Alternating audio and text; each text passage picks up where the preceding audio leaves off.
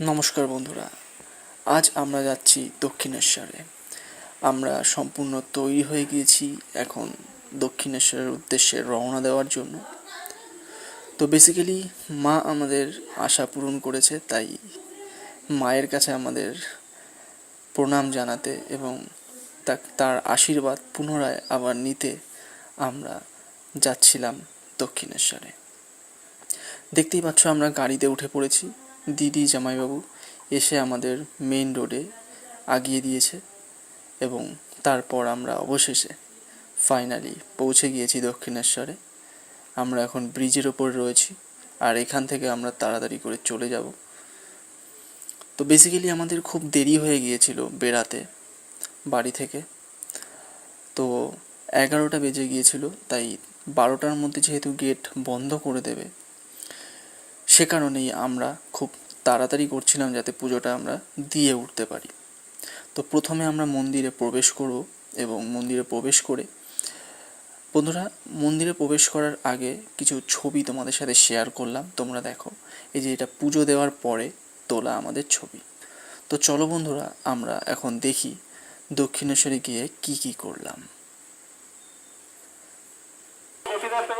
তো এই যে আমরা প্রথম দক্ষিণেশ্বরে প্রবেশ করছি এবং প্রবেশ করে প্রথমেই আমরা যাব গঙ্গায়। গঙ্গায় গিয়ে সেখানে গঙ্গার স্পর্শ করে এবং ডালা নিয়ে মায়ের পুজো করতে চলে যাব। বন্ধুরা, আমরা মায়ের কাছে এসেছি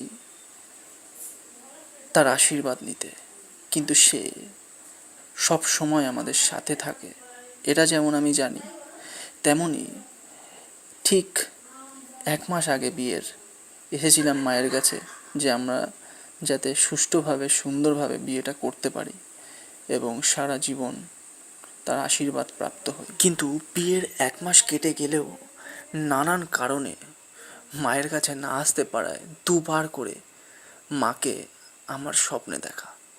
তাই সে কারণেই খুব তাড়াতাড়ি সময় করে আজ চলে আসলাম দক্ষিণেশ্বরে। বন্ধুরা, এটা বিয়ের পরে আমাদের প্রথমবার হওয়া। যেহেতু বিয়ের পর একদমই সময় পাচ্ছিলাম না কিছুতেই কোথাও বার হওয়ার, তাই প্রথম আমাদের বাড়ি থেকে বার হওয়া এবং ঘোরার মুহূর্তটা মায়ের সাথেই কাটালাম। বেসিক্যালি আমাদের 2টো বেজে গিয়েছিল পুজো দিতে দিতে, তাই গেট সম্পূর্ণই বন্ধ করে দেয়।